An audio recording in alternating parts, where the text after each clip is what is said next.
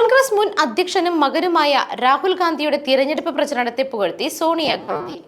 ലോക്സഭാ തിരഞ്ഞെടുപ്പിൽ രാജ്യമാകെ ഭരണഘടനയുടെ പ്രാധാന്യം ഉയർത്തിക്കൊണ്ട് രാഹുൽ ഗാന്ധി പ്രചരണത്തിലുടനീളം ഭരണഘടന ഉയർത്തിയതുകൊണ്ടാണ് കഴിഞ്ഞ ദിവസം ഭരണഘടനയ്ക്ക് മുൻപിൽ മോദിക്ക് വണങ്ങി നിൽക്കേണ്ടി വന്നതെന്ന് സോണിയാഗാന്ധി അഭിപ്രായപ്പെട്ടു.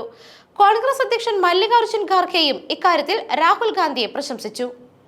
അതിനിടെ നീറ്റ് പരീക്ഷാ ക്രമക്കേടിനെതിരെ പാർലമെന്റിൽ വിദ്യാർത്ഥികളുടെ ശബ്ദമാകുമെന്ന് വ്യക്തമാക്കി രാഹുൽ ഗാന്ധി രംഗത്തെത്തി.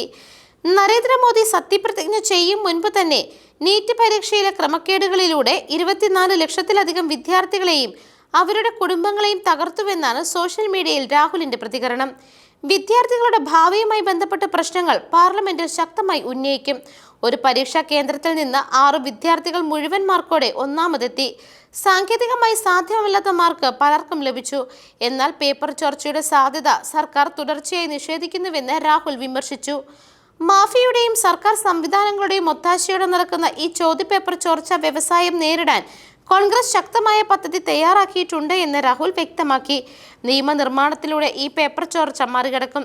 തങ്ങളുടെ ശബ്ദം അടിച്ചമർത്താൻ അനുവദിക്കാത്ത ഇന്ത്യ സഖ്യത്തിൽ യുവാക്കൾ വിശ്വാസം അർപ്പിച്ചുവെന്നും രാഹുൽ കുറിച്ചു.